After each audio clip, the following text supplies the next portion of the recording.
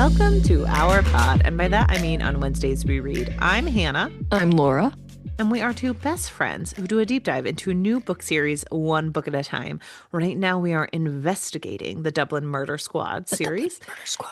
And we are finishing up our discussion of book one, In the Woods. In the Woods.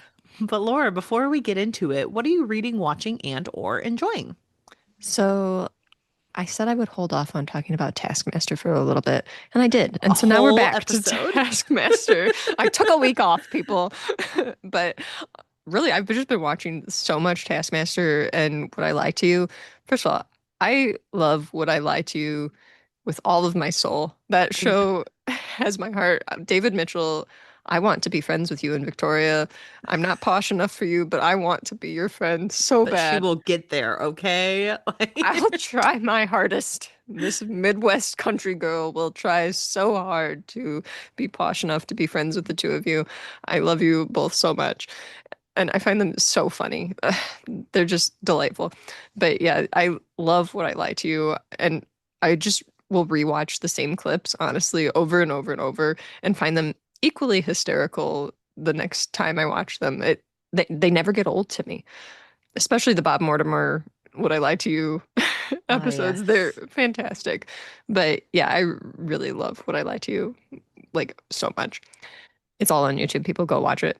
But I've also gotten through, I'm currently in series 17 of Taskmaster. So just an update on 15 and 16, I guess, is what I'm giving. Because when we talked about Taskmaster for our bonus episode, I kind of gave an update on 13 and 14 because that's what I was through at the time. But yeah, so 15 and 16. 15, I didn't feel as connected to this cast as previous ones. It doesn't mean I didn't like them because I really enjoyed the dynamic with Ivo and Frankie. I thought they were so cute together as a team, and they just seemed to love each other so much. I really like them. I also like Kyle quite a bit. I thought that Kyle was really fun. Jenny, I was not feeling it as much with, where I was like, this lady, I get that people find her funny. I was finding her a little annoying. But to each their own. I think that the casting of the show is still fantastic. And also Mae Martin was incredibly smart with so many of the tasks that they did that I was like, and there was one point where Frankie like made this comment about like, I thought mine was really good until I saw Mae's. And then I remembered being a little kid who had to put their picture up at the library and another kid put theirs up and it was way better. And then I wanted mine back. And I was like, been there, Frankie. Yeah. Been there. But yeah, Mae was so good at so many of the tasks and did them in such a smart way. Kind. Like, it's so ridiculous that they were so good, but also like, don't worry, everyone, we're all in this together. Like, first of all, Canadian. Yeah, so Canadian of them. Canadian. But they did have a moment where they mentioned that they were glad they weren't with their team so they could just use their own ideas and not have to work with their team members. And Ivo totally called them out for it and was like, you just went on this stupid monologue about how you were so glad to be doing this on your own. I do love Ivo, though. I thought he was great. Ivo is very funny. There were people in the comments, because I love reading the comments on the episodes, that were comparing Ivo to, what's his name? Ayoade. Why can't I think of his first name? Oh, geez. He was on Last One Laughing. He was amazing. Richard Ayoade? Yes, Richard Ayoade. They were comparing Ivo to Richard Ayoade, and I was like, I kind of get it. It kind of makes sense. There's some of that awkwardness and some of that just like very dry delivery that I could get that. And there is a huge calling for Richard to be on Taskmaster, and I guess just the scheduling hasn't worked out. And I'm like, I'm there with you. I would love to see Richard on that would be very good. Taskmaster. Yeah. I would drop everything to watch those episods. You have to watch IT Crowd because that's one of my favorites. I do need to watch that. And Richard Ayoade is amazing in it. He's really good on like a million things that I've seen. I've seen some of his like travel show too, and that's very funny also. He's a good travel. He also, I love him talking about his book on the Graham Norton show. There's a clip of him where he wrote a book that he connects like different essays to Gwyneth Paltrow's movie From the Top, a movie where she's trying to become a flight stewardess. He Amazing. asks Olivia Colman, he's like, have you ever seen From the Top? And she goes, no, is it good? And he goes, it's very similar to all film. If you have seen a movie, you have seen this movie. And he's like, it begs the question, can Gwyneth Paltrow have it all and be in a relationship with Mark Ruffalo? And the demands of flight stewardessness is too onerous. She can't do it. And it's very Gosh. funny. So I please look think up Gwyneth that clip. Paltrow is incredibly boring. So I mean, if I also remember watching that movie From the Top. It was a wild movie, Laura. We was should it? never see it. Like, it has Christina Applegate, and it is just about flight stewardesses in a questionable time period. Uh-huh. Um, and I remember Christina Applegate switches her exams with Gwyneth Paltrow, and Gwyneth Paltrow figures it out because she always hearts her eyes and she looks at the like, Of course she does. like it's so wild. So, Well, you've um, convinced me not to watch it. yeah, but I read Richard Ayoade's book because I heard it's good. So, Oh, yeah, I'll have to get the audiobook because I'm sure it would be he very narrates funny it. to me, Yeah. and I'm sure he will tell you all about the film From the Top. So. Yeah, and that would be amazing. I'm gonna have to look that up as soon as we're off. The other series that I watched was 16 of Taskmaster, and that's with Julian Clary and Lucy Beaumont that you love in that series. Sam Campbell was the winner Sam of that. Campbell is amazing in that series. He is Sam very Campbell is funny. hilarious. My He's husband so funny. loved Sam Campbell. And then we have The Sue two and Susan. Sues. And I loved them as a team from the start. They were like so kind to each other and just so supportive of each other. Although that whole season, like that whole series, they were very supportive of each other. Yes. And there was one like or not team task, stage task that they did that Sue basically forfeited themselves to be able to get Julian a win.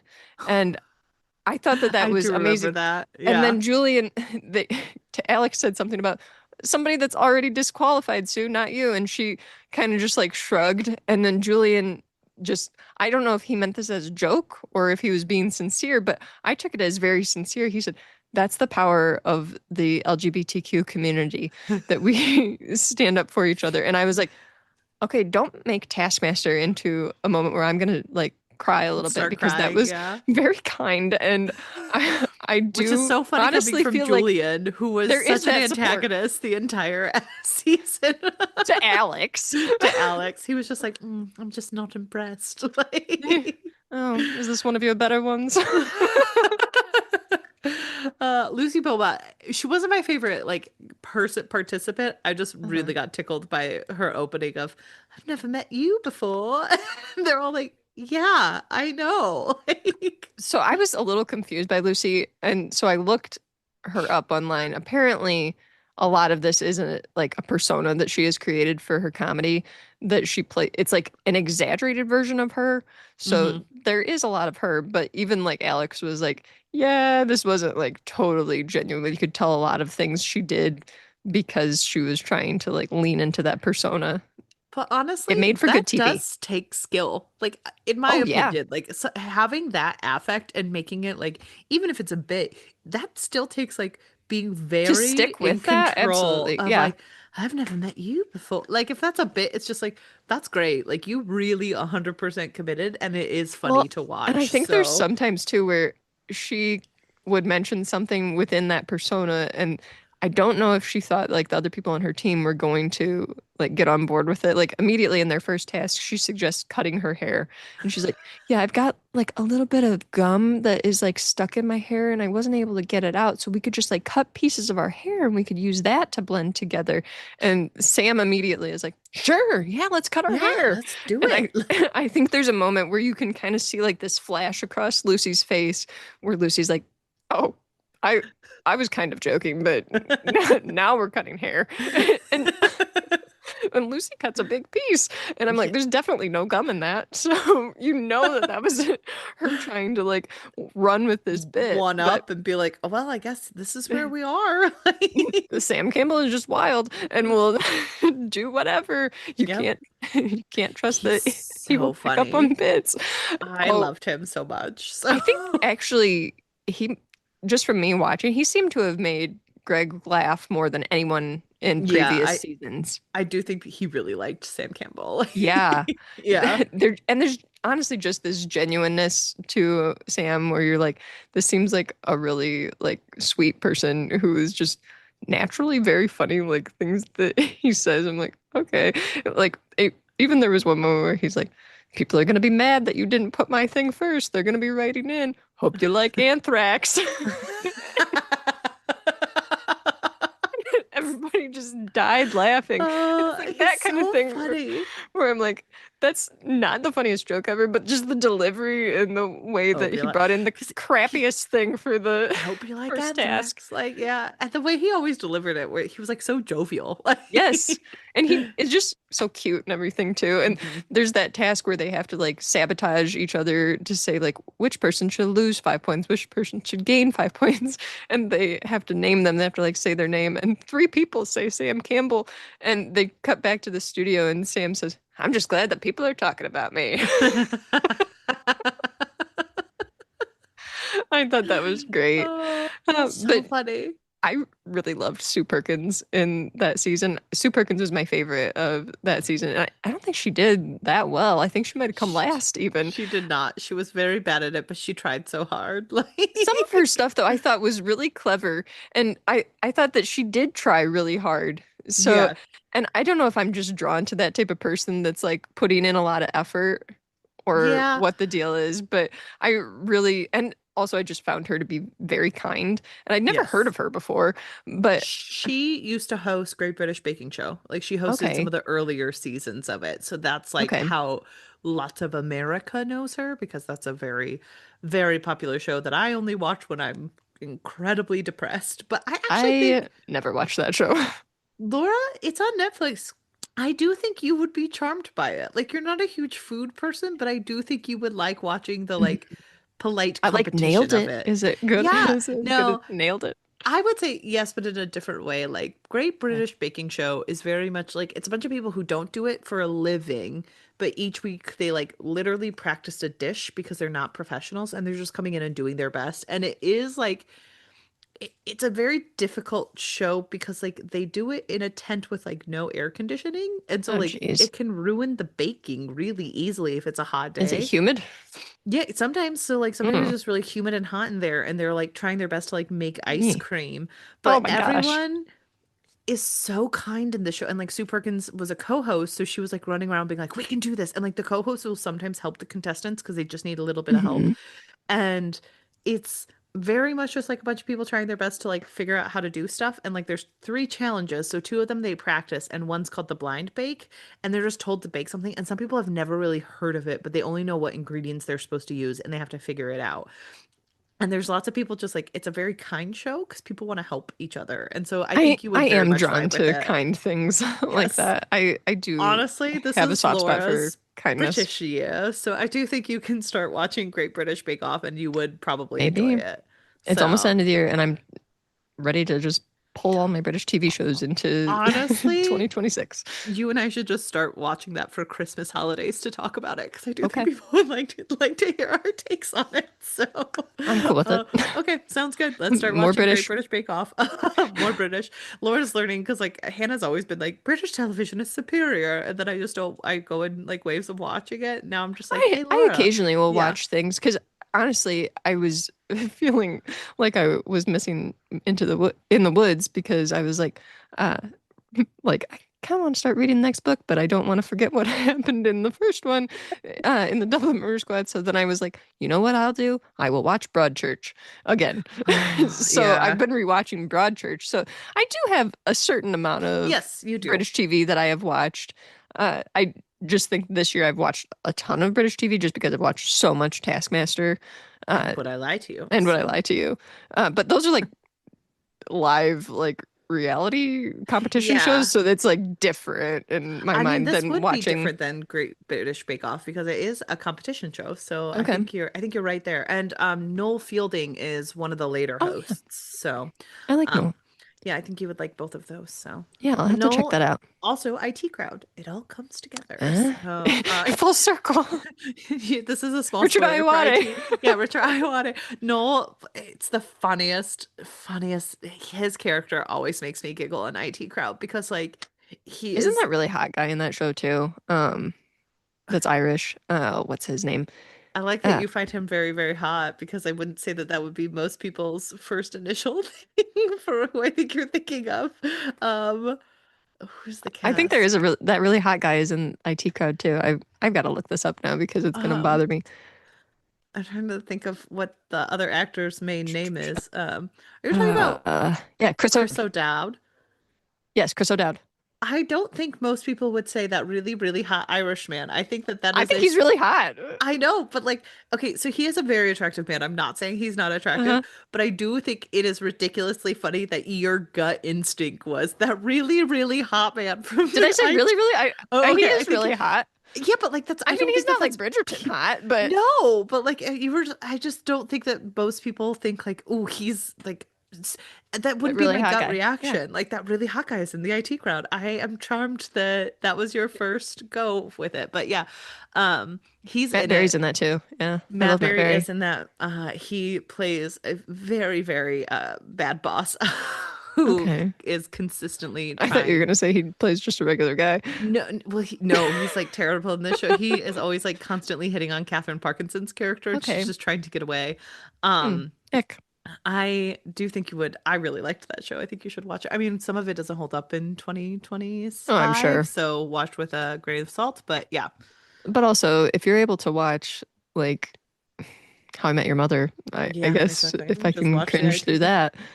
I just constantly think about the IT crowd episode where one of the guys is dating the really hot one is dating a woman whose parents died at SeaWorld in a fire. And he keeps being like, how did this happen? And he's like, I can't ask her.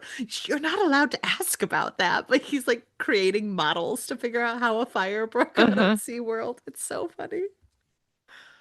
Yeah, I'll have to watch it. Is that on Netflix too, you said? It used to be. I don't know. I mean, I can look it up. I remember when I watched it, it was on Netflix, but right now it looks like it's like maybe on Pluto TV, which I think is Oh, still free. So, okay. um, yeah. Also, continuing British, I've been re-listening to the Lord of the Rings trilogy. I finished The Fellowship already.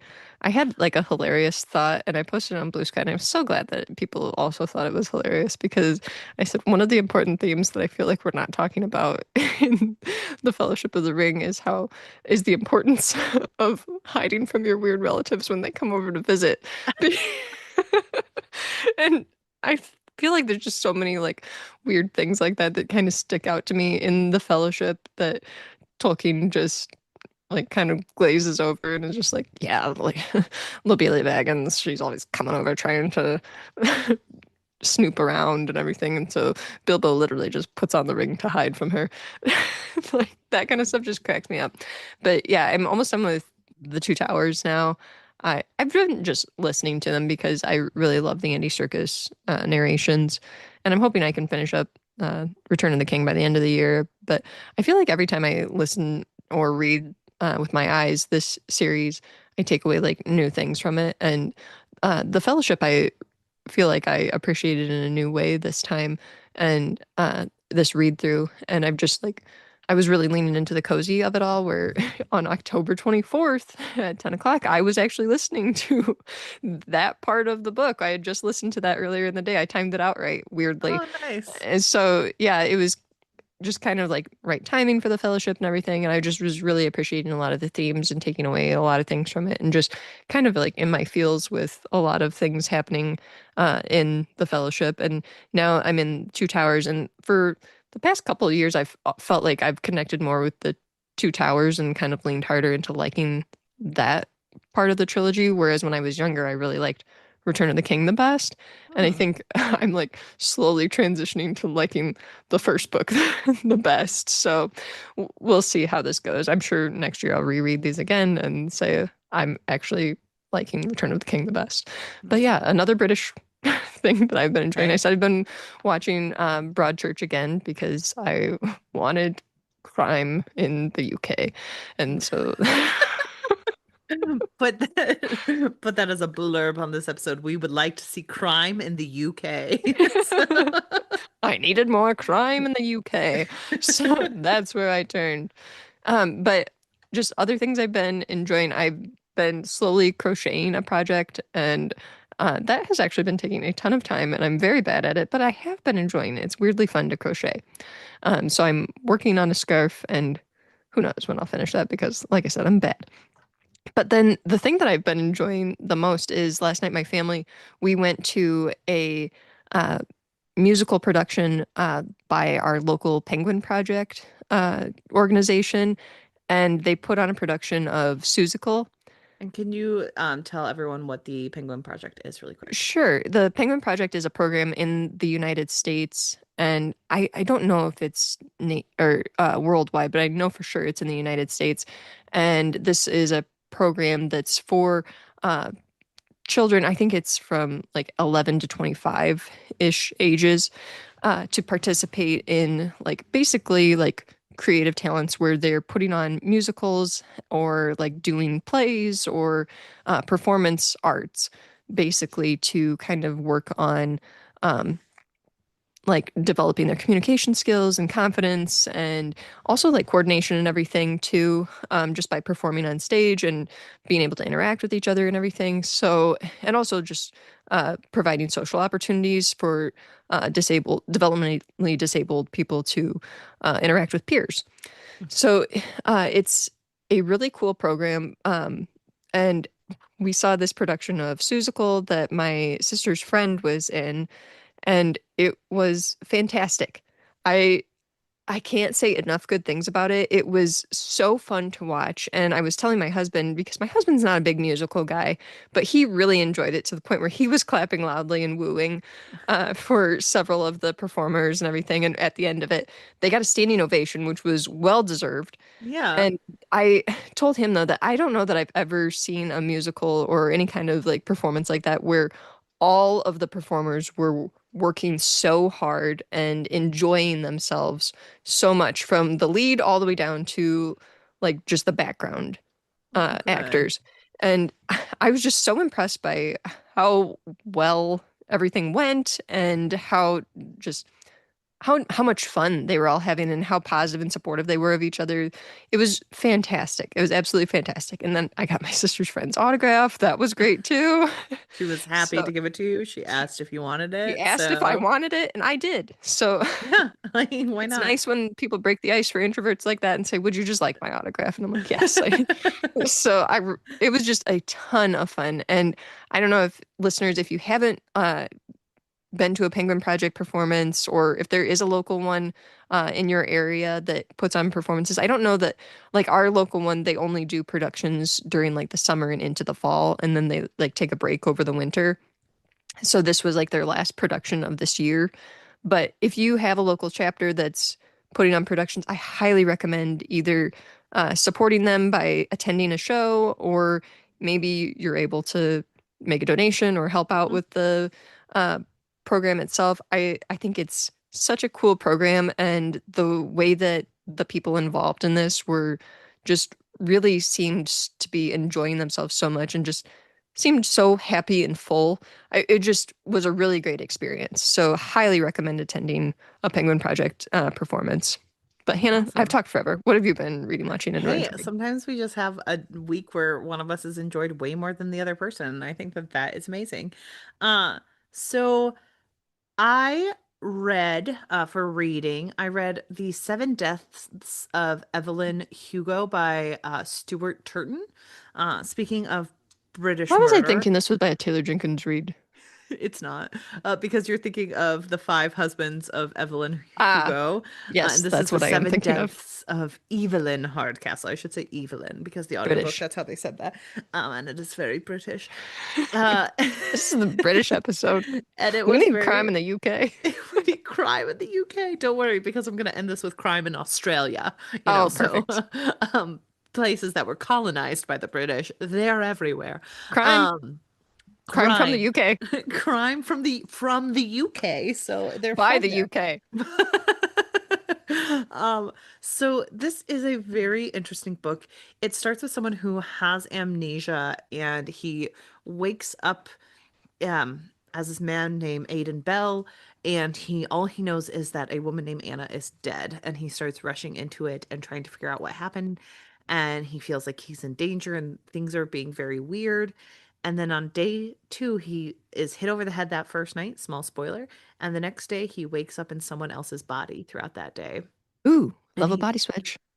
we find out that he was not Aiden Bell. He is actually another person who is being swapped from body to body to figure out who murdered Evelyn Hardcastle. And the only way he can get out of this loop is to solve the murder. And you Okay, so this find, is like they're at a location, a murder mystery type yes, thing, but it he's just is. constantly switching. He's constantly switching I and he dig has to it. go from body to body. Every time he falls asleep, he jumps into a different body on a different day.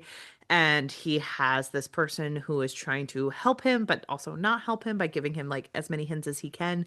That's dressed as a plague doctor.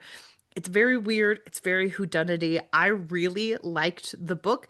I was a little bit disappointed in the ending because I was really Oh. like, that's how it ended. It just felt very much out of left field. Like I didn't quite understand, the big importance of that reveal, other than the author wanted to really surprise us. And you know me, Hmm. sometimes I'm like, a well-written story doesn't need the biggest spectacular of a surprise ending. It can be Hmm. just a surprise ending and it's fine. But I liked it. I thought that there was like I think what I didn't like about the ending was like the actual premise of the book was so good. I didn't need it to end the way it did to like make it bigger than it actually was. Because it was like, ooh, body switching, weird amorphous kind of fantasy stuff going on. I'm here for it. And then it got like so big that I was like, I guess, like, okay. But I do like it. It had good themes of like what it takes to be a good person, what it takes to lose yourself, and what it takes to kind of come out of things and actually like suffer for the wrongs in your life and how to come out on the other side. Because I think that those are questions that the narrator definitely fights with of like what he's Hmm. allowed to do in this loop. Because he's very much someone who like at one point he's talking to someone who's trapped in this loop or a different version of himself, and he talks about like how this person is about to murder someone or did murder someone, Hmm. non spoilers, but he's like, once we murder someone, even if this isn't technically real life, that's still a choice we're making and we have to own when we walk out of this, and do you really want to be that person. I Right. think that that's a very interesting premise because Hmm. if you're stuck in a time loop and time stops feeling real, what keeps you moral and right in all of your decision making? So Hmm. I really liked this. It was a good audiobook. Good for crime in Britain. And We I love a think British crime. we love a British crime. So I definitely Crime in the recommend it. UK. And I actually think our friend Veronica recommended this book to me. So I do think that that's Not kind of British, but not British, but also she liked it. And so I did like it. I thought it was a very good it was definitely like a good murder mystery that just went a little too much at the end. So, but then for watching Australian crime, Laura, who am I, Sam? No, I Sam started Campbell. watching a TV show that just came out in 2024 called High Country. This follows a sergeant in the Australian police who used to like work in the big city, and then she moved to the high country in East Victoria, this like mountainous region where it is very funny. Like people have to like go on horses and they have to be careful how they walk. Like at the first episode, she falls down a hill and people are like, Mhm. "You can't just be walking about up here. Like, what are you doing?" And the entire premise is in the beginning, you find out that she moved here because of like fears for her family because she was threatened by this man who was sent to prison. But she is trying to make this new life for her. And then while she's there, someone goes missing and they don't know where he is, but they do think that he murdered his family before he went missing. And so they're all searching for him. And this psychic puts himself in on the investigation, and you find out that the entire town thinks that he murdered a high school student, and he was a former high Well, school teacher. And so then you have this big whodunit in this very tiny town. There's a lot of stuff like she just moved her wife there. Her wife's like going on this art commune. Her daughter's really resentful that she got moved out here, and she's making some decisions that aren't the best. Um, and you have this teacher who is no longer teaching, and he's like trying to survive, and he definitely believes he's psychic, but everyone else believes he's this huge serial killer because these missing people start coming up dead, and it was all based Hmm. on what he said. And I do, I'm only 2 episodes in. I'm interested to see where it goes, because it's a very interesting premise. Because like it's one of those trippy things where sometimes when I think about it, I'm like, this is a great premise because in real life this couldn't happen because people don't believe Hmm. in psychics. So like, or this would Hmm. happen the exact way it is happening, but like you feel Right. empathetic towards him because you've seen instances where you do believe he is psychic, you know? So you're sitting there like, well, I believe him because we're in this fantastical story, but everyone else is acting realistically for what would have happened if someone had all of these Sure. details. And like it would be a genuine concern. So how do you navigate that? So Hmm. I'm very interested in it because it is a little bit of a trippy thing of like, oh wow, that's very Yeah. strange. And so it's definitely clicking in that, you know, happy British crime way that we like. Yeah. Um, I had to look up where East Victoria was because I have a friend who lives in Queensland. oh, Um, okay. uh, but yeah, that I guess Victoria is south of Yes. Queensland quite a ways. So, Yeah. So, and it's kind of, and it's very beautiful. And I will say that, like, at the beginning of each episode, Australia is a place where a lot of native people were displaced due to yep. colonization. Yep. They do, at the beginning of each episode, talk about how the native people in Australia are the real owners of the land, and they like Hmm. thank them for giving them the opportunity to like film there and things like that. So it is kind of in conjunction with it, which I think is interesting to see how other countries do that because America is questionable on how we handle that. So, Yeah, just, um, you know, remove it from museums. yeah, exactly. Just remove it from museums. Everything was always amazing. There was never any question about how we treat No, people, or there hasn't been news articles about how a native Indian was there was an attempt to deport them, you know, the people who actually were born here originally. So that's great. because you know Um, how that works. It's just melanin means yeah, you it's clearly couldn't have been born here. But yep, exactly. Because that's how that works. So, but I do appreciate um, when Austria. I do feel like weird. I shouldn't say weirdly, but Australians maybe have a little more history, a longer history of paying respect to their to the Aboriginal Australians. yeah. Because and somebody's gonna listen to me say this and be like cringing, like Laura, that's such a white girl take. But I feel like even the movie Australia uh, had some kind of note in it or did acknowledge Aboriginal Yeah. And people. I haven't watched it for a really long time. I've read other like Australian or New Zealand, like in different places, I do recognize that. But like, I do feel like the literature is much more interested in kind of delving into that in a way that I feel like America is Mhm. specifically not interested in delving into its history. So I do think that it's, I'm very fascinated by Australia, and even New Zealand as like Mhm. places where there was colonization and there is an appreciation of the people who came before them. Sure. It's very unique. So, yeah, I'm I enjoying that think so that far. weirdly the US is just I don't know. Even I've even talked about this before with my husband where I was saying that I feel like even in our school systems that we aren't taught a lot of history. Yeah. And so we become adults who don't have a very deep knowledge of world history for sure, but even our own country's history from a more nuanced standpoint, I should say. Yeah. It's very much like these people bad, these white people good, this white guy awesome. Totally ignore all the genocide. And it's like, okay, let's have a holiday There's for it.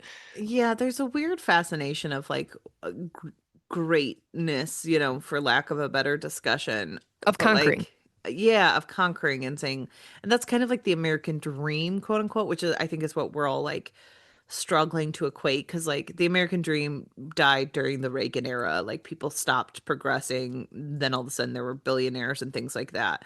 And there's still this weird image in people's head of attainability, like you're seconds away from becoming a millionaire if you work hard enough. And I think that that's a very strange way to think. So, Yeah, um, I think dreams mean different things to other people. I always feel like it's weird when I hear people talk about like the American dream or this or that because I've never really related to an American dream type y- situation. I just hear about it in movies, type thing. I don't know that I have specifically related to like, oh, I'm living the American dream.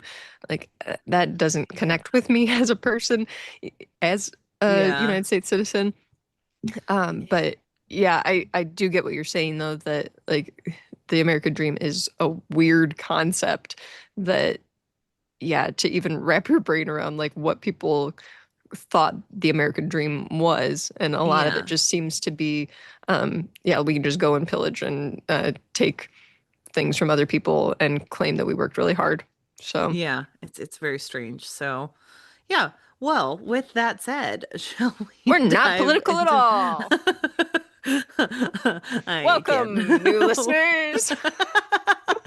Welcome to the themes and characters episode. This may be your first time diving I into one took of a these really long episodes nap with us. before we recorded, if you can't tell, so I am wide awake. And I worked out, so I'm feeling great. Hannah I'm is feeling tired. fired up. Um, Endorphins. endorphins make you happy, and happy people just don't kill their husbands. They just don't. Um, so, Laura, let's dive into the characters and themes of In the Woods. Yes, I yes. think this is a very interesting series to discuss because Okay. there has been a lot of kind of like not comeuppance, but a lot of like thinking about crime in the era of like white women enjoying crime and like what is enjoyment and what is like titillation in a very Yeah, I think that problematic that's view. important to discuss too, the ickiness of true crime and crime genres. Like, I'm glad you Yeah, brought this up because I think we maybe should mention this right off exactly. the top of the discussion is that there is really a fine line here. And I do think that I have kind of distanced myself from watching a lot of true crime. I Yes, used to watch a definitely. lot more when I was younger. Um, I still will dabble in like murder mysteries that are fictional, Yes. Um, but eh, I feel like we've kind of lost the personal connection to the victims when it comes to true crime, and we've sensationalized. And when we're like putting murderers on pedestals and like saying who's your favorite murderer, that's sickening. yeah. I can't handle that kind of stuff. I and when people are like, "Oh, well, I just love true crime," it's honestly a bit of a red flag when you hear that. And you Yeah. often hear white women say that. White women seem to be the people who engage the most with true crime. True crime, yes. And So, yeah. I do think that there has been like a lot of discussions of like people trying to reclaim true crime, and that has some, I'm not going to say value, but like it has an argument where it's like, yes, a very specific subset of people often become fixated on true crime because it helps voice some concerns that they have, but it also ignores things as a white woman if you're obsessed with true crime, that the majority of times crime happens to marginalized groups because they are Yeah. more vulnerable, not because of any like statistical anything other than Mm. a more vulnerable population due to racism, due to a lot of different issues. And so Ableism, because the people ableism, that are more yes, likely to be hurt victims of crime, are going to be people of color, disabled yes, people. They're right at the top. yes. And so And when white unfortunately, a women, lot of times there's not as much care put into yes, there's cases when there are people of color or disabled people who are victims. there's a higher focus on the white blonde women or the white Also, women let's of, also yeah, mention that trans yes, sorry, women trans as also. well. Any marginalized group, it is Mhm. very difficult. So I do think I it's, think we just need to exclude white women from this just from for yes, a minute because white women I think can also be considered a marginalized oh, group that's true. You're at correct. times. So So I just sorry. want to Yeah. remove white women from Yes. the victim situation here and say So that when it's not a white blonde woman or a white woman, yes. that the cases are handled usually poorly. Yes. And so I do think it's important to focus on that in these books because I can say in all seven books, it's mostly white women or white people who will be the victims. And so I do want to Okay. hold space of like, this is an Irish series. It's going, and it is an Irish series written by a white woman. So it will Hmm. have a lot of those biases in it. And Also it will early 2000s.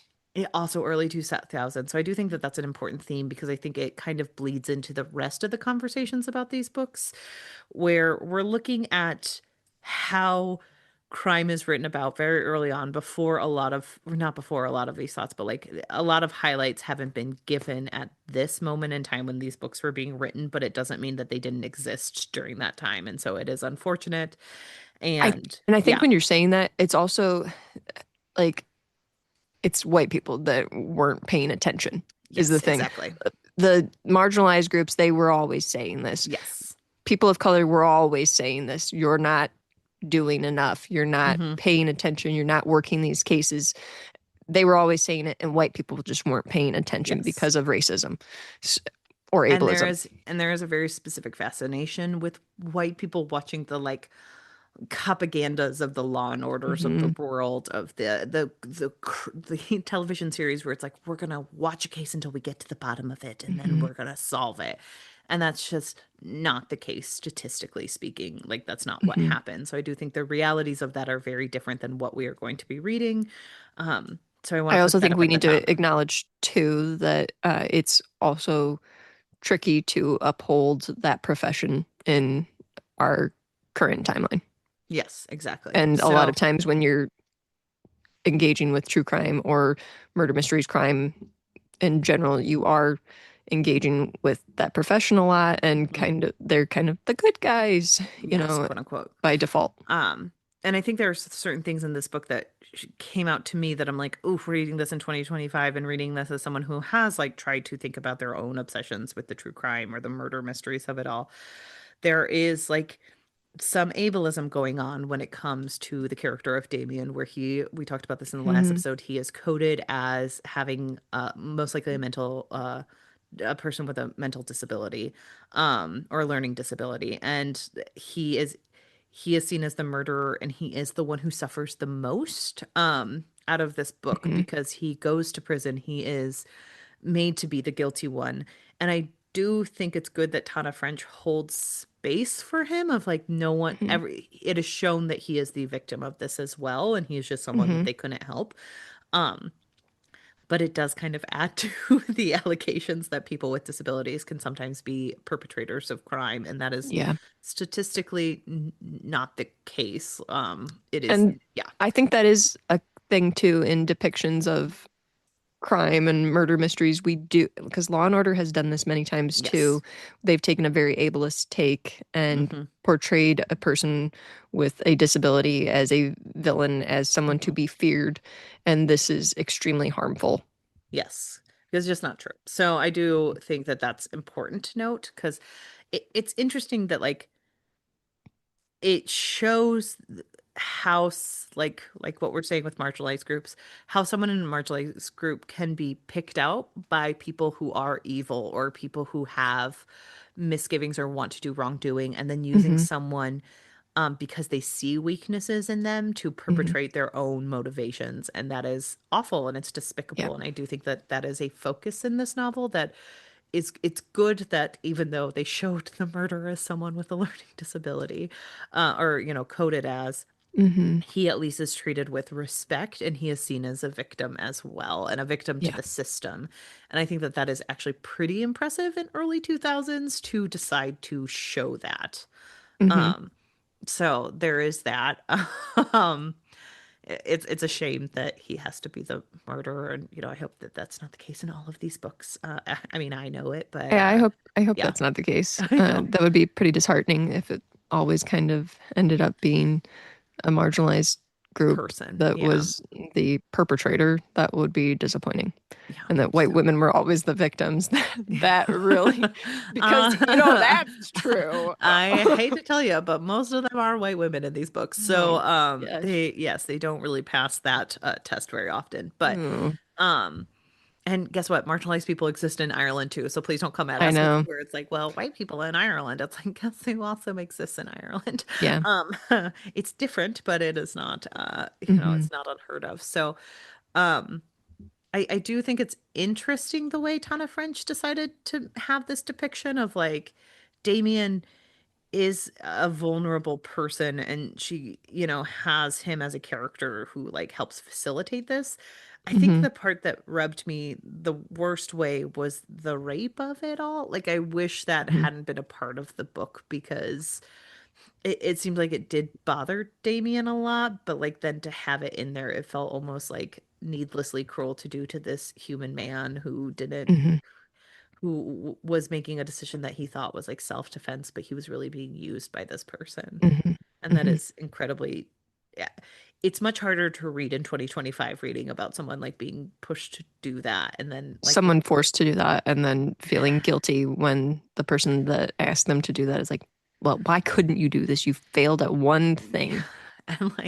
And like just like it's awful because it happened to this little girl who was just murdered Hmm. and like I don't know, it was just it's It hard is because worth yeah. acknowledging. It is mentioned. I think we mentioned it when we covered the book that Damien has to, full spoilers, and also content warnings. Please, if you're struggling with any kind of murder or any type of sexual assault, please do not listen to any more of this episode because this It's gonna whole be section is rampant a in lot of this. it. Yeah. But yeah, Damien, we mentioned in the previous episodes that Damien uses a trowel Yeah. to sodomize uh, The Katie. So Katie. Thank you. I think that that's the hardest part of like this reread is reading about that because it is unfortunate and it is dark and I think it's a way to be like a heavy hitter coming out of it, but to like learn about why he did it, it feels a lot more like he was victimized in ways that I'm not sure the book fully understood that piece of it, you know. Hmm. Um, and I didn't love the representation of someone with, a learning disability being pushed to do that because I just don't think that that's the best look. But yeah, Hmm. I did And I struggle guess with we that on can't this confirm reread. that, but it just does seem like that's how Damien is kind of coded, written a little bit. Yes. And So if yeah, he's not that, then like you can write him better than that, but like I think yeah, like the dialogue kind of suggests that a yes. little bit. Yeah. So I think that that's also my like hitting out of the gate of the heavy hitter conversation. Sorry, we probably should have saved this towards the end and we can do that in the future of like lighter stuff and then we go to the heavy hitting stuff so people can skip if they need to. But um yeah, I think those were the hardest sections for me in this book. Honestly, a lot of it is hard to read. I don't know Yeah. that and you and I were just talking about before we got on air about death and so and how like interactions with death they're not normal. It's hard to handle these types of things. And I don't know that when you're reading something like this, even if it is fictional, that it's normal to just be like, okay, totally fine with that. Like, Yeah. no, that doesn't seem normal to be able to do that, to just kind of brush these things up. They are bothersome and people are being harmed and it's not right. Yeah. So yeah, I do think that's also worth acknowledging that, it's not something that we're taking lightly, that we're just like, oh, it's fiction, ha ha ha ha, this thing Yeah. happened. And it's like, no, no, this is horrific that these Yeah. things were occurring in this book, even if they were fictional characters. Yeah. And so I also know that this is obviously like her her psychopath book because like a huge part of this is the delving into psychopathy and people Hmm. who are psychopaths. And I do think it's interesting to have like the Cassie story about her interactions with a psychopath and how it kind of desensitized her in a way where she's like, "Oh, I kind of see these warning signs. I see how people Hmm. interact, how they're like different with their emotions." And then we have the Rosalind character, but I think the most important part about Rosalind's character is like not even just the representation of psychopathy, but the people around her still loving her. I think that like that's not something we see in media very often. It's usually like you have this psychopath who has no family and they do all I these think a horrible lot of the things. depictions of psychopathy are often men, for one thing, Yes. and they're usually horrific individuals that, Hmm. and the thing is, I think there's probably a portion of the population that are psychopaths that don't commit a bunch of Yes. crimes. So they do exist. There's Um, literally a man on TikTok who's like, I'm a diagnosed narcissist. Here's what it's like living with me. And he's like, exactly. yeah, so So you're mentioning that is a good point to bring up, that like, yeah, even though this Rosalind did this horrific thing, she still has people who care about her in her yeah. life. And like the dad is doing his best to be like, how do we live with someone who's a psychopath? Like, and there's another book out there, and I haven't looked into the person in many a year, but I remember he did like studies on like s- uh people who are sociopaths, and Okay. there was like a test you could take, and his entire family took one, and one person came up as positive, and so then he looked into who it was, and it was him. And so then he had to like have these hard conversations with his parents about like, Hmm. am I a sociopath? And they were like, well, we always know that you had a different way of looking at things. So we just had to keep you in lots of activities to like keep you active. And we had to teach Hmm. you how to think differently. So there are different ways to teach people, according to And this, that address was like things. 10 years ago, you know, but there are different ways to address things with people to help with this kind of like, because it's just a different thought process, you Hmm. know? Hmm.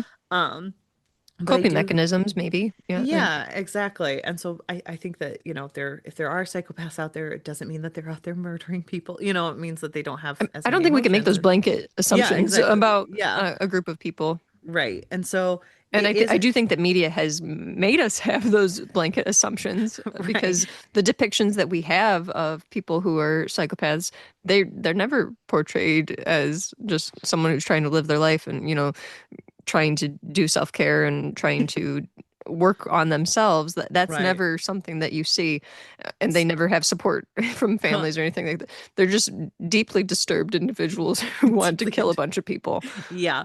And so I do think it's good to have like a representation of like a woman because I don't think you're right. Like that's not what we see in media. Hmm. And this is modern feminism talking. We have a right to be psychopaths too. White No, woman. like white um so whoa, no. Especially the redheaded ones. No, but like Irish. Irish. But I do think it's interesting that we do see her have her parents at the end, where like even Jonathan, he's like, I love my daughter. I know she did this. All I can do is make sure that like people are safe. I have her going to these courses. I have her doing the things I can do. Because at the end of the day, she like did make very callous decisions. And yes, she probably deserves prison, but like she didn't get it. So the parents are left, or at least Jonathan's left wondering, like, what do we do Hmm. next? And he wants to figure out how to help her. Um, and so I do think that that's a fascinating read on this because I don't think that's something we see very often is like a realistic depiction of what would happen if this Right. happened to a family member. Because some people just, they wouldn't just cut someone off, they would try to get them help. Oh, absolutely. Yeah. I think it's hard for us as the readers to know that Katie, I'm sorry, that Rosalind did this horrible thing and basically just threw Damien under the bus and then doesn't have any sort of justice in our minds as the Yes. readers. So for us, we're kind of left with seriously, she got totally off the hook here. Hmm. But in reality, you're right that this would be a situation where if she has a support system, they're going to do everything they can to try and help her and protect other people. So, like, her sister isn't going to be living with her anymore. They're going to make sure that Thank her God for sister's that somewhere tiny little else. girl. Like that poor Hmm. girl. Like, yeah. Um, yeah, you're right. So I do think that that's interesting of like the realities that Tana French often like brings into these books where it's like it's a very messy portrayal, but it's a very realistic portrayal that like Yeah. really thinks about all the different parameters that go into it. Hmm. Yeah, and obviously we can't say for sure because this is a unique situation that I don't know that we could really replicate it in real life to know, like, oh, if we look back to this case, this is what If happened if Rosalind was a fucking nightmare in real life. in real life if she did these things. But I do like that ending because like even though it is kind of looking at like mental health and crime area and there's always Hmm. going to be problems with looking at that. I at least like that like French does make sure that we feel for Damien and like that they're trying to get him the help he needs in some way, you know, even though like it Hmm. also shows the realities of the justice system where like Yeah. Cassie doesn't want him to go to jail but he goes to jail. Like Yep. that's how the system works. That's how it's set up. It fails people quite often. And in this case, it failed him, you know? Hmm. And I Hmm. like that it's not the like American way of like, well, he got off, you know, like, and even Law Dun and Order. dun dun dun Yeah. dun dun dun. And like Law and Order does that too sometimes, but they always save it for like the most horrendous cases. Never the Yeah. case where it's like, well, like, look at this, look at justice not be served by like the wrong person being put in It's like the prison. one where it's like, uh, John Stamos is like, I poked holes in all these condoms. And I have 5,000 children. Bum, Everybody bum, wants bum, bum, John bum, bum, Stamos's bum. babies. No, it's usually like the right guy, the guy who did it gets off with murder. It's never like, oh my gosh, Mhm. look at what happened. This person probably didn't deserve to go to jail for this long and is now going. They never show that one. Right. But I do think Damien is that character, and I think like Tana French does have that perspective of like this man was failed, and yes, he might, Hmm. there might need to be some justice served, but it shouldn't have been in this way. Um, so I do find that fascinating. But yeah, so those are, I How do did have, how did you feel about like just going a little deeper into like the portrayal of Rosalind's psychopathy? Like that, did you think that from your knowledge that it was portrayed well, that she was accurately portrayed, or that like the way that people didn't realize this about her was accurate? I do think it makes sense for people to sometimes not realize because, like, Because that was a I think, huge theme that Rob did not realize. yeah. I, I mean, this is based on me and my sense of like minor studies. I was a law person, so this isn't my Hmm. strength, but like, I do think a psychologist needs to come on the show. But, Dylan, if you're listening, we need you Dylan, come on back. the show. Come read In the Woods and tell us all about it. I do think like a lot of times they say like psychopaths, like oftentimes people don't know they're psychopaths because psychopaths are really good at reading the room. Like they can pick up on how other people react to stuff, so then they mirror them Yep. because they want to be accepted. So they're picking up on the And thing that also know makes the you, right reaction to yes. have in a situation such as mourning your sister. Yes. And so I do think that that is realistic that like Ryan didn't pick up on it because she's giving him the version of her that he wants. Like she Hmm. sees it, she can play the like young ingenue and he eats it right up of this 17-year-old girl. Um I do think it's funny that like she's that much of a criminal mastermind and then lied about her phone records. Like she's That like proves she is 17. but like that's the thing is like she was smart enough to be like I'm 18 or like she never said she was 18. But like smart enough to like bring Jessica around and have her tell him all these things when it's not admissible and she knows it's not admissible. But then she's like, the phone records, no one will know. Here's my thing. Like, I felt like a lot of that was very believable to me, that this is someone who is of about the right age to have just enough information to be hmm dangerous. You know what I mean? Where they have these thoughts, know they want to do this thing, and they have harmed people in the past in a really horrible and sneaky way that nobody has yeah, found out about. So they know that they want to carry out these acts. They might do a little bit of research and know yeah. just enough, but then still being a child, not recognize, oh, I should have known when I was on the phone with this guy for hours that they would find out about it. Yeah. It seems Because, that seemed very realistic to me. and that is fair. And maybe that is like just realistic of her getting away with just enough that she's like, oh, well, I've gotten away with this much this far.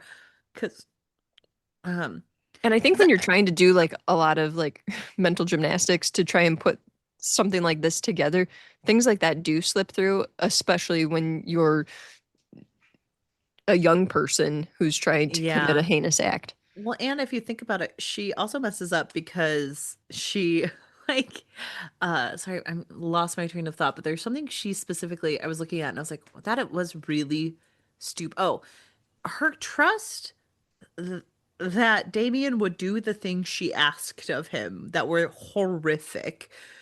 And she just believed that he was that connected to her that he would never say no to her.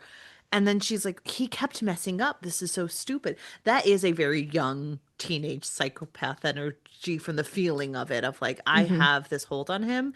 There's And no she's used way to he people could say saying no. yes to her hmm because she had her younger sisters who were saying yes to her. So she's used to that kind of dynamic. Yes. And the belief that like sex in and of itself will be enough. Like, because that Hmm. is what she thought was like sleeping with him, bing, bang, Hmm. boom, he would be there. And that is a very young person way of Yep. thinking. So I think that's also realistic of her being a realistic teen with these like Yeah. predispositions that like made her mess up in the long run. So overall, I thought it was pretty believable for her representation. I thought it was real believable. I don't honestly have much besides mainstream media depictions of psychopathy to compare this to, which is unfortunate.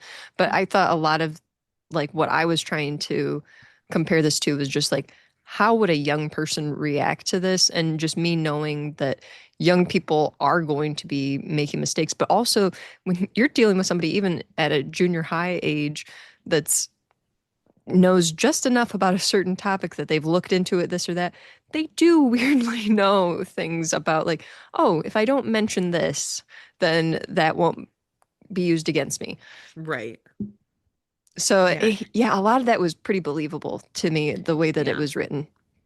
How, How, oh, go ahead. I was just gonna ask, how did you feel while we're still on Rosalind? How did you feel about Rob's immediate like love for her and how he That goes into treated her? the issue of Rob. It Because does. It's kind of a transition for me, I feel like, to start talking about that and then kind of delve into Rob is in the middle of a mental break himself. yes. So I kind of read this book from the beginning on my reread of what if Rob is also a psychopath? And I don't think he is. Could you I hold on don't one think second? he is. Yeah. He doesn't, by the end, and his love of Cassie, I don't believe he is a psychopath. But I think the book plays with that energy a little bit because he has all of these different things that you just don't understand or know about him, and he tells Well, you he lies all the time. he tells you Like, he lies all the time. There is a moment too where he talks about like murderous thoughts. yes, So there's things like that that are a little bit like I don't know if those were like to try and throw you off the scent or what was going on, but to make you question if he was the real murderer of his best friends. well, I mean, Like, it made me question because yeah, I truly left this thinking like, yeah, I do wonder if like, and somebody on Reddit actually confirmed what I was thinking too, where they were like, I think that he probably had some sort of like fit of rage or something as a child, maybe following after his friends, maybe he saw them being intimate or something like that, and he harmed them, and then literally just like dissociated from that yeah, experience. And then now he's having like a mental break, being back in this area and dealing with this case that seems similar to him. yeah. I don't disagree that that is definitely an interpretation. I think it could be very much Hmm. the right interpretation. I I don't don't know think that there Tana is a right French interpretation. wants you to have a specific one. I do think that no matter what the like overlap of how to read this is, we're watching a man deal with a lot of trauma Yeah. and a lot of trauma that he still never really addressed in his Oh, past. yeah. So like even if he did that as a 12-year-old and he blocked it all off, or even if he Hmm. didn't do it and something awful happened to him and his friends and he witnessed Hmm. it, he kind of just got shipped off to boarding school and he was like good enough. Yep.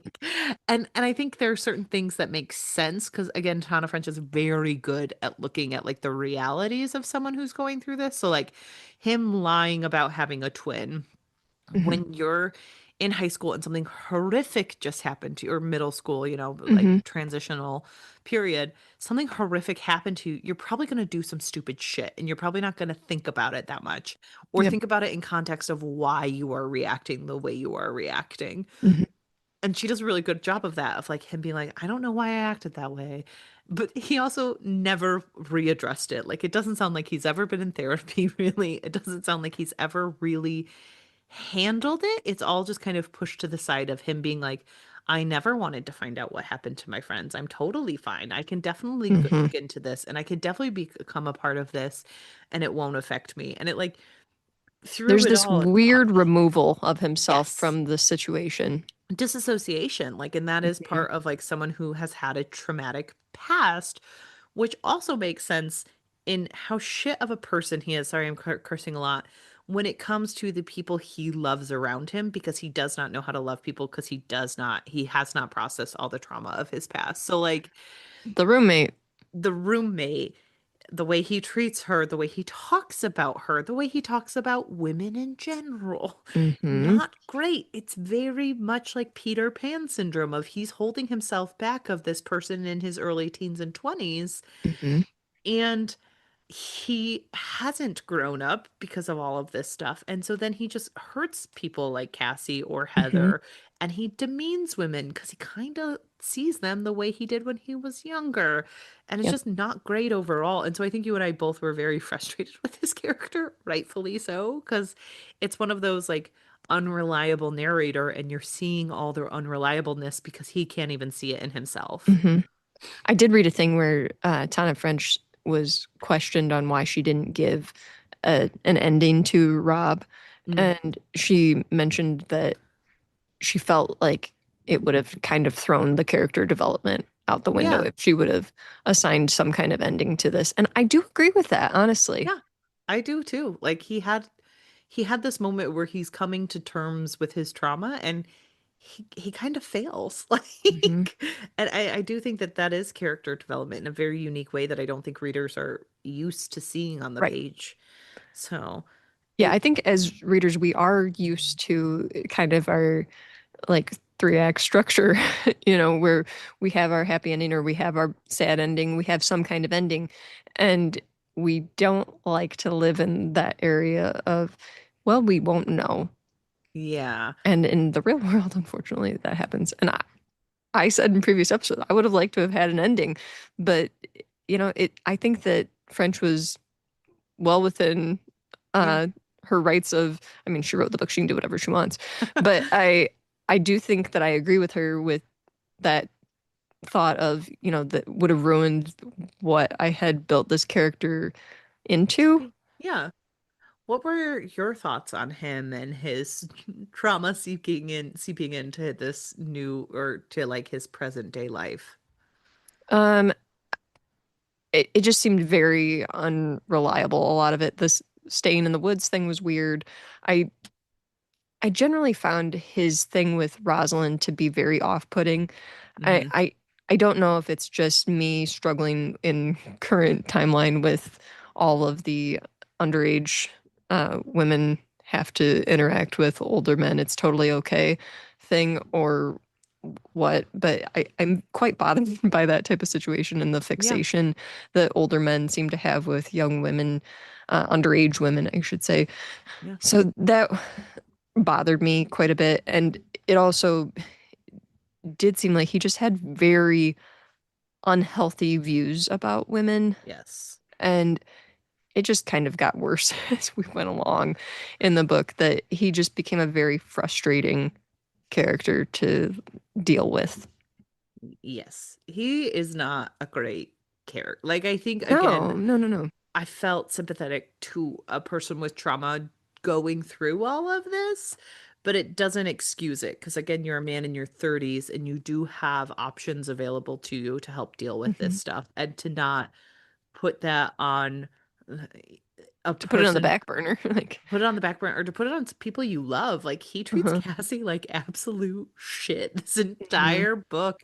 And she kind of takes it because I do think she genuinely loved him, but I think she just couldn't do it anymore, and she had to like pick a better life for her. It's kind of like that person of like, I genuinely love you and I never want to be with you ever again. Like, I just, and I think that it's an Do you interesting. think that it was like a love, like I'm in love with you, or do you think it was like a I have love for you because we have a connection and I care about you type thing? Because I think that was a big part of it for me too, was the way that he was constantly kind of referencing this, like I shouldn't say constantly, but he a few times referenced like when Harry met Sally type situations. And that stuck out to me for whatever reason, because it seemed like a doomed thing to bring that up from the beginning, Yeah. how he didn't, how he liked that, but didn't seem to I kind of connect read with it. it necessarily. And then it ultimately like Yeah. led to the downfall of their relationship when they finally had a physical Well, connection. again,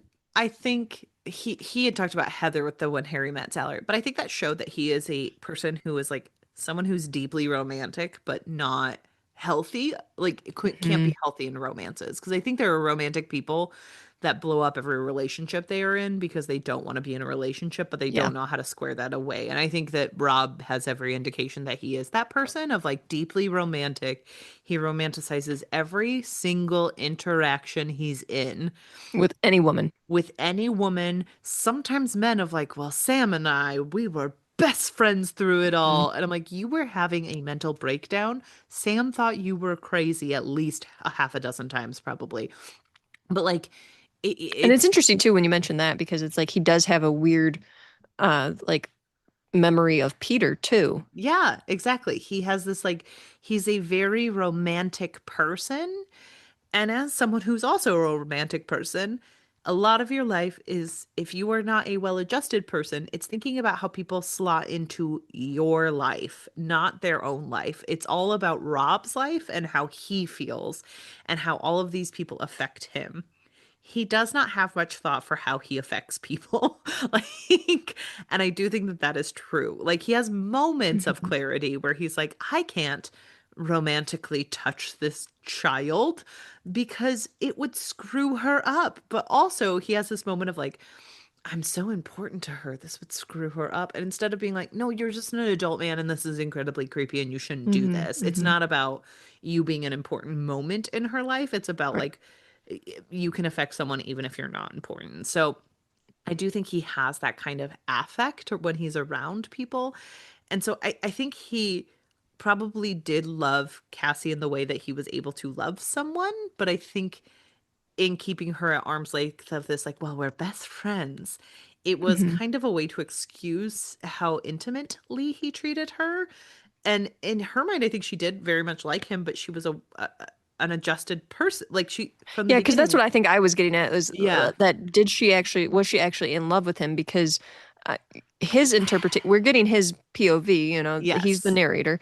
Yeah. So I don't know he if she was interpreted necessarily. it immediately like, "Oh no, she's in love with me." And I Well, so then it and obviously she reacted like, "What are you talking about? We're not just getting married after we do it one time."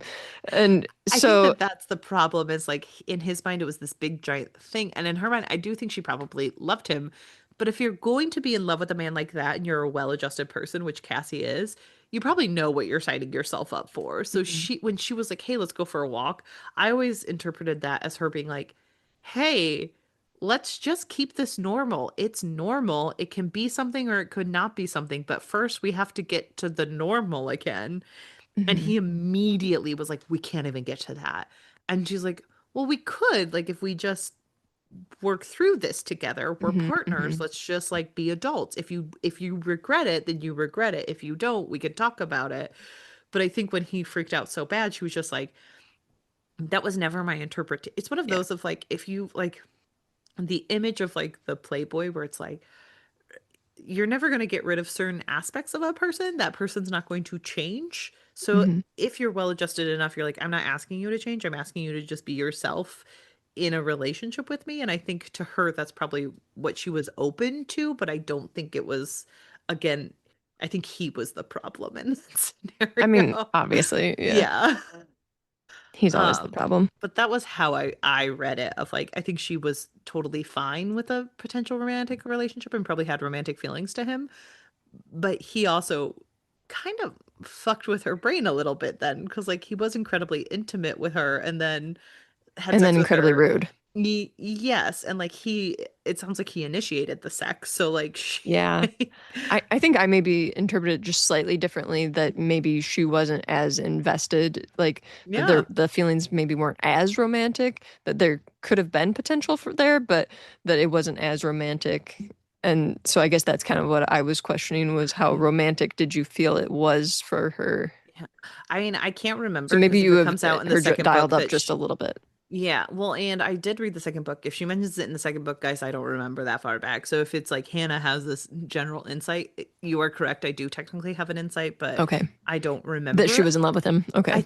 I don't think she gets into it in her book. We're about to Okay. find out, but if I remember correctly, she doesn't really talk about it that much. She doesn't talk about Okay. him that much, which lends itself to your read on it, which is like Cassie's fine. She just had sex with Hmm. her partner and she was Yeah. fine with it, you know? Yeah, because Um, I do feel like their relationship, they're obviously close. She knows intimate details about him. She's trying to protect him in a lot of ways throughout Hmm. this, mainly by trying to get him to step down from this case because it's highly inappropriate that he's involved. But he, I guess, would rather just leave in shame. Yeah. Um, so As many men are wont to do. yeah, just screw up everything and leave in shame. Yeah. That's fine. But yeah, I do think that they have like a very close relationship. She seems protective of him, and I guess he, in his own way, kind of is of her. His is often coming off as misguided to me. Yeah.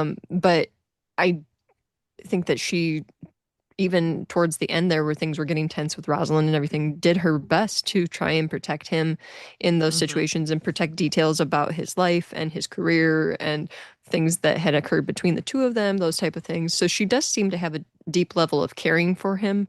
Yeah. I just questioned if it was like, is this just deep level of caring because we're close, or is it because I am in love with you? Because I was like, I just struggled to trust Rob, where it's like, am I Yeah. reading too much into this that I now also think that she is in love with him? I don't think I ever read it as she was pining, but I could see Hmm. where she was like romantically interested in him. Again, Sure. like as an adult woman in her 30s, being like, yeah, I'm open to this.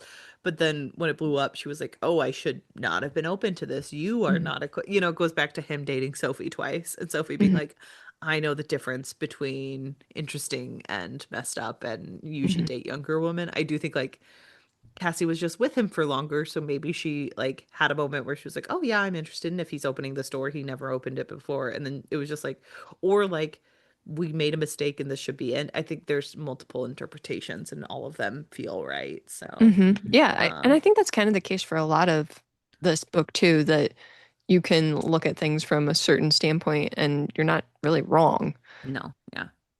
Um, It just makes for interesting discussion, honestly, is why it I just kind does. of wanted to keep going with it. No, no, no, no. I mean, I can honestly talk about Rob all night and all of the decisions he makes because they are Yeah. wild. Like, there's so many different pinpoints of like, at the end, Heather being like, I didn't deserve this. And it's like, oh my God, he's been treating this girl so meanly. And you're telling me now Yes. that they definitely had sex? Hmm. That Hmm. guy's the worst. Like, what are you doing? Like, because honestly, it's very interesting reading this because when I read it in 2016, I probably also was annoyed by Heather because I was 23 and like, Hmm. in my chill girl era.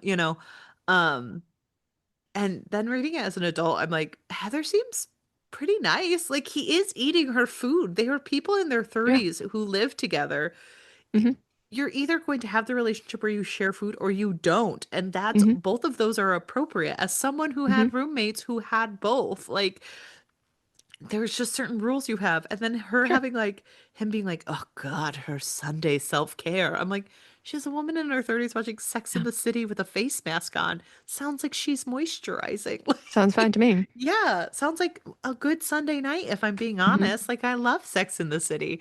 So I do think it's interesting reading these as, like in different eras of life where you're like, oh gosh, how sad to Sure. be in your 30s. And then I'm like, Heather seems pretty nice. Like, she cares. And like the Hmm. things he says she gets mad at, it's like people calling after 10 p.m. Yeah, me too. Like, Hmm. um, him eating her food without asking. There's just a lot to it that I feel like he became way more unreliable in my adulthood. Yeah. How did you feel about like when he would mention his childhood? You asked me that, and I felt honestly quite conflicted. Like it was just extremely unreliable in him mentioning he lies. It just seemed like he was suppressing a lot. How did you feel about like when he would mention Peter or Jamie? I thought it was interesting because I don't think we're ever going to know what the right answer is for these. Like there's never Hmm. going to be a moment I'm where just saying, like we yeah, with like just knowing how it ends, that we don't find out an answer. How did you feel about like whenever he would talk about his childhood friends? yeah. It's interesting because like you find out so much about him where it's just like, oh, like Hmm. him talking about being a fat kid. We didn't really go into that in the plot No, of not the really. episodes, but he talks about how he was kind of fat and like he never saw himself as one of the main characters. Like Peter is this person who holds a lot over him in his like flashbacks where like Hmm. he and Jamie were secondary to Peter's amazingness. And then the mom's like, well, no, you treated that person nicer than Peter did. And we don't actually know what the truth is because we'll Right. never know. But we do know that, like, we're only seeing the shiny parts of people, which I think can happen when someone dies tragically. Yep. Um, I know for a fact every time I talk about my mom, I'm always like, I would talk about my mom like this when were she living, but like she was just so amazing and she was just this, but like that doesn't discount the fact that like my mom annoyed me and she and I got into fights. Like Hmm. but you don't want to talk about those things because they don't feel as clean to you, or you just kind of push them in your memory because they're no longer important. Because like the Hmm. big stuff that you thought mattered didn't matter, Yeah, Um, I was just gonna say that because you said like when a tragic event occurs, I don't even know if it necessarily has to be tragic, yeah, it can that just be, yeah. someone passes away, you are going to It's like primarily associate them with my positive thoughts that you've had. my grandma screaming at her husband in her old age, and the second he died, she was like, "We never had a bad word between us." And we were like, "We saw many actually, but okay." Whatever, grandma. Whatever, grandma. Um, but I do think that like the interesting part to me isn't that that happens because it makes sense that he holds them on this pedestal, or that like his mom Hmm. holds him on this pedestal of who he was before this tragic event happened. Yeah. All that makes sense. I think what makes me interested is like when the real stuff seeps in, when he's like, I never thought about the fact that like Jamie's mom fed us weird food and she was a single mom. And that meant that Jamie was probably ostracized from some people in the community in Hmm. the 19 whatevers. And like, that's him showing some of the stuff that he's pushed back. I'm like, okay, And like also we, thinking about the effect on his parents and everything yes. too. And like he talks about we learn later like pretty deep into the book in like a throwaway line of like, well, Peter's dad beat him.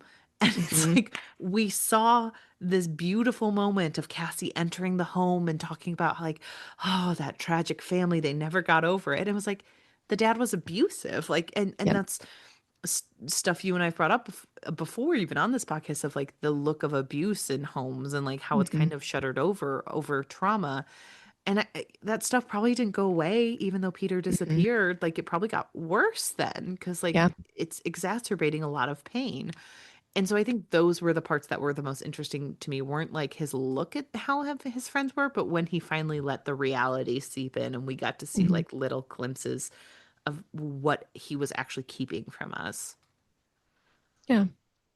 What are your How did you thoughts feel on about them? Cassie?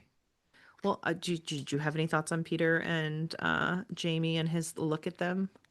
I mean, I think I already kind of said that it just seemed like his thoughts, he did put them on a pedestal and it seemed very unreliable to me. Like, Yeah. I honestly was very suspicious about all of it because of all the things that he would say. Yeah. So, yeah, I think a lot of those reflections on his past made me suspicious of him as a potential suspect in his own case. Murderer. Um, Cassie is really hard because I'm not gonna lie, I really love Cassie in this book and I kind of hate her in the second book. I mean, And I do. it's easy to hate the main character. It is very easy to hate the main character, and I think you will agree with me by the end of book two. But like, because you're just reading it and you're like, what are you doing, girl? Um, but She's very capable in this one, and it's hard to not see her as capable. And but again, what? he romanticizes people, so I think this will be very Yep. interesting to see because R- Ryan loves Cassie. Like in his mind, he loves Hmm. Cassie. So she has Hmm. to be this like bastion of strength and goodness and And it's also also harmful too. So, yeah, and it's all kind of like she very much in his mind there's a weird Gone Girl-esqueness to Cassie of like when Amy Dunn talks about the cool girl, like oh she mhm, only drinks beer and she's never bothered when you want to go out with your friends on a Wednesday night and she's never threatened and she mhm, always is a size two, but she can throw back pizza.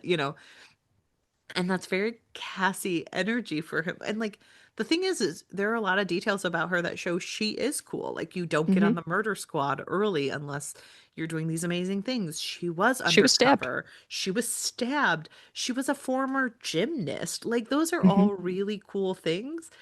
But like also if you look at Cassie, she seems like someone who likes kind of being a loner. And then at the end of the day, she picks Sam, who seems like a very stand-up, dependable person. And so she's like, "Yeah, I do want some amount of like steadiness in my life. I don't Yeah. want just like this entire thing." And like she is bothered by women being harmed. Like that's what Hmm. bothers her. She has Hmm. nightmares. She has all these things to her that like it's one of those where it's like, hey, did you ever think about the fact that like Cassie's a woman and a person and he's I think he would be shocked to think about her But flaws because the yeah. thing is, though, like you're saying, with Rob being our narrator, our view of the women, it's hard to know what the Yeah. true Cassie is because, like you're saying, he does idolize her. He idolizes Rosalind. He idolizes Jamie. He idolizes Hmm. his mother. He Yep. has like all these, like most of these women in his life, he does kind of put on a pedestal, except for his Yeah. roommate. He's terrible to her. But Well, they had sex, and so she's now a slut. Like yep, that's pretty much she's what it awful now. is. Yeah, she's Hmm. awful. Um, And honestly, the way that he depicts, I can't remember the woman who was in that Jonathan Devlin crew. She is portrayed in a negative oh light in yeah, his mind Sandra. too. Sandra, Well, thank you. she's it's the Madonna whore complex. Either you Yes, are this beautiful bastion of yes. goodness or you are a whore. And I do think Hmm. like there is And it makes me think too that that's kind of why his view of Cassie went south quick, mm-hmm. you know? But I think for me, I thought it was easy to like Cassie, but now that you're like making me think about this, I'm like, yeah, but I'm getting sucked into the Rob of it all, where it's like my view of her is through his lens. So it is easy for me to be like, she's awesome and cool and very competent compared to this very incompetent man. But the thing is, he's telling me he's a liar and he's incompetent and that she's awesome and has it all together and decides to have it all together and not decide to be with this man. Mm-hmm. So, yeah, it is tricky now that I'm thinking about it because I'm like, yeah, I think I have also been clouded in my perception of this character. Yeah. It's interesting to like have Cassie and I can't wait. I do think it's really unique that she decides to take the second book to Cassie because I'm not Hmm. sure I'm not sure what led her to do that, but I'm really happy that that's what happened because it is interesting to kind of get this Do they not person. really, do they, is this the only one that's kind of like a handoff to a character in one book and the rest are not? I mean, you always are introduced to the next one. There's never a Okay. moment where you don't meet the person who is the Okay. focal I point like that in then. one of the books. Like you're always going to meet the different people, but like It I would have would felt say a little that disjointed if we just had one handoff like this and then you don't have that in the other books. That would have no, felt a little weird. you do always have a handoff. I will say that Cassie's only one of two women that we focus on in each of the books. So, Okay. that will be interesting to see. Like she does have a tendency to stick to the male characters, I think. Hmm. But I really like Cassie in this book. I think if we're looking at her just from this one, she's so cool and different and like but it is still like, well, and Hmm. like you're doing Hmm. all of this stuff. So, How'd you feel um, about Jonathan Devlin's situation and his background? I mean, yeah, It was ick it's to me it because was so much of it seemed a lot like boys will be boys. We were really close, so we can totally excuse horrible things we did. And the way that people normalize that type of situation and also just horrible things that they do to other people is really sad. And I know that occurs a lot, that especially women are meant to, I shouldn't say meant to, are forced to just kind of minimize things that have happened to them because boys will be boys. They were friends. I think it's good that we have Cassie to kind of juxtapose that because Hmm. she's sitting there being like, poor Sandra, she did not realize all of the horror that happened Yep. to her. Um, but I also think that that goes back to like how we protect ourselves because back then it probably did happen quite a bit more often because that was the mentality. And I so think it still what, happens now. yeah, oh yeah. But like what did Sandra have to do to protect herself? She had to tell herself that it wasn't really rape, you know? Yep. Um, and that's devastating because if you think about it, like it's one of those where the people talk about it of like your grandma saying like the worst shit that's ever happened to them and they're like, oh, it was just a Sunday and you're sitting there Hmm. horrified for them. I You're do like, think that there is what? that, That's not normal. yeah, there's that sense of like Sandra doesn't see it that way because she sees, and we, a lot of people talk about this in true crime or in like criminal stories like this where it's like people aren't the worst thing that happened to them, but sometimes when we're reading books like this, that's what it feels like, you know? Where for Sandra, yes, this is a horrible moment for her, but she has decided that it does not make or break her because there's so Hmm. much more to her than what happened to her one day in the summer to, Hmm. you know, um, Oh, with I'm these, absolutely not saying no, that people no, should no, just I like know. minimize a person and think that that's No, all no, there no. is to them. Um, but it is, I'm just saying in the context of yeah, this book that that's about it's all we know about hard. her. Yes, that So is all we I was know just about her. trying to No, but gauge your thoughts on the situation and how it was portrayed. no, I know that that's what you're saying. I'm saying more like I do think it's commendable that we do get to see someone have that, where like Sandra does kind of have ownership over like that's not me, you know. Hmm. Um, but I do think it was good to know that Jonathan did feel bad about it like, from the perspective of all of his friends. But then when he's Hmm. talking to Ryan, that's not what we get. We get like, oh, well, we just thought it was fine and we thought, and there's no like, and I regret it to this day. Like he's just like, oh, well, we Yeah. just stopped being friends after that.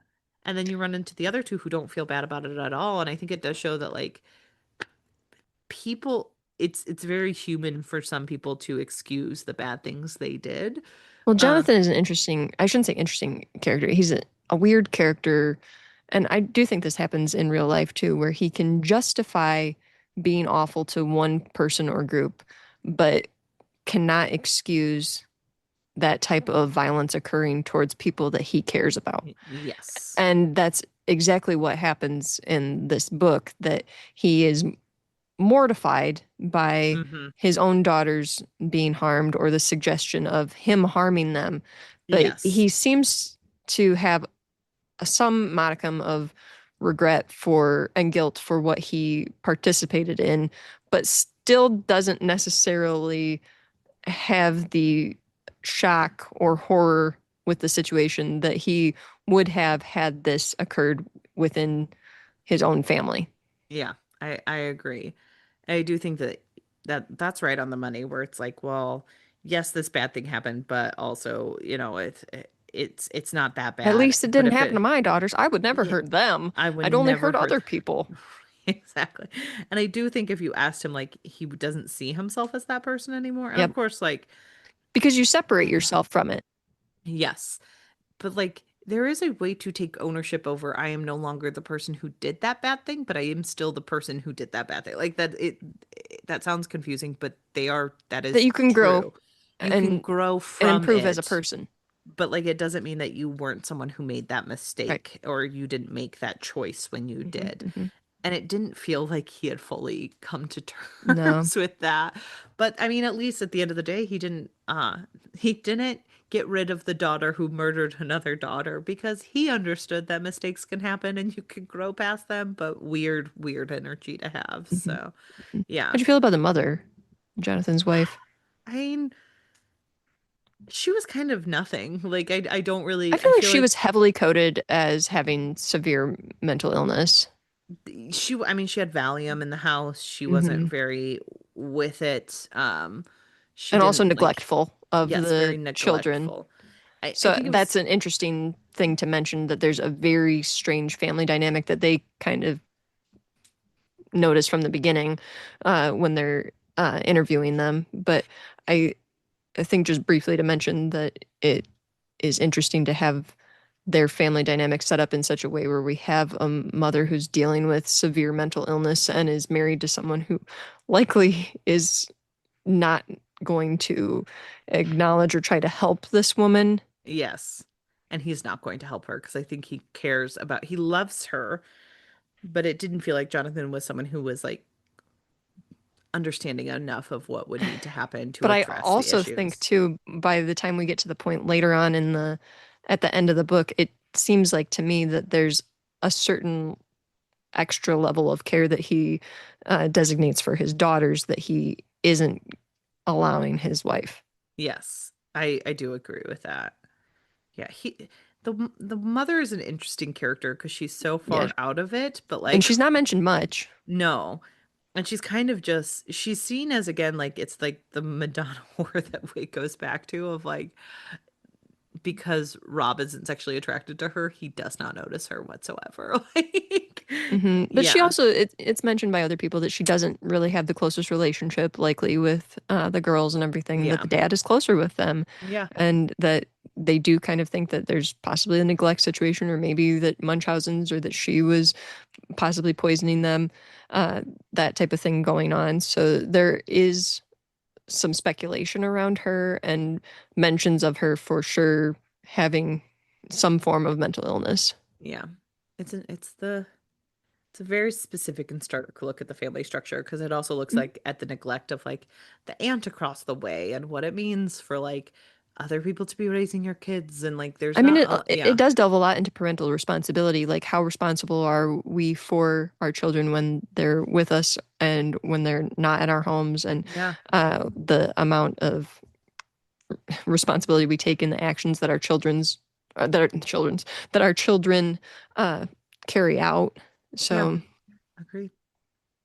Any last thoughts of or I'm anything we trying to haven't think if there's talked any about other yet? characters, and I can't really think Not of any. really. I feel like this is more Oh, Kelly, themes who's than always okay. ticked, and I agree with him because this really sucks. They were so out of pocket He's food. also sexist apparently, but only if, you ask Rob, and Rob's a little sexist Yeah, too, so so who it's hard to knows? tell. Um, yeah.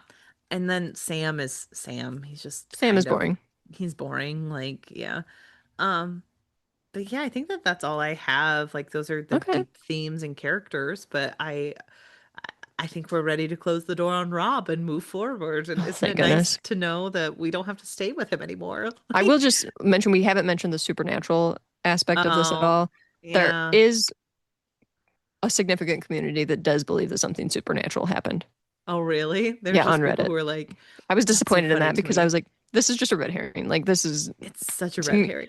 And also to it me, I was never like, comes no, back. Like I'm pretty sure no, like there's nothing supernatural that ever comes back. So just so we're no. all aware, this is no will o' the wisp I mean, happen. I guess if you want to go down that path, I don't agree with that at all. Yeah, But exactly. We're not on board with that. We're here for the Rob murdered them, and we're here for the someone else murdered them, but we're mhm, not here for any of that I'm not other here for the stuff. will o' So the wisps, no, no, so sorry. and I But like fantasy. guys, come talk to us about your thoughts. Yeah. You can join us over on Discord at any time. We have one. You Hmm. can find it on our link tree on our social media platforms. And you can find our social media platforms on Instagram, Blue Sky, or Tickety Talk at OWWR Pod. You can also email us at ourpod@gmail.com, or head on over to ourpod.com, where we have some blog posts and some other things going on. Hannah's Um, also been posting the episodes on YouTube, so I it's still have. just audio format, but we can read the comments. You So if you want to can. comment, Yeah, and you can comment on Spotify stuff as well. So you guys hmm, can find us and comment and become part of the show. And it's I great can hear if you all watch, your thoughts. if you just watch the YouTube videos, because, it's always great to get those numbers up, and we do Hmm. appreciate every view. So if you want to look over on there for a bunch of stuff, and you can join us next week as we have an installment of Nostalgia Book Club. We will be Yay! covering Percy Jackson and the Lightning Thief with fiction Yay! fans, just in time for you to watch the Percy The new Jackson season. the new season, because we're going to be watching about the TV show the next week. So that's very exciting. You can check on our reading schedule over at Hmm. ourpod.com. So please head on over there. And then I think that that's the run. Oh, and if you would be so kind, please rate, review, and subscribe. Rating, reviewing, and subscribing is a great way to get people over to the podcast and to join in on the conversation. And thanks for listening today. And we will see you next week. Bye. Bye.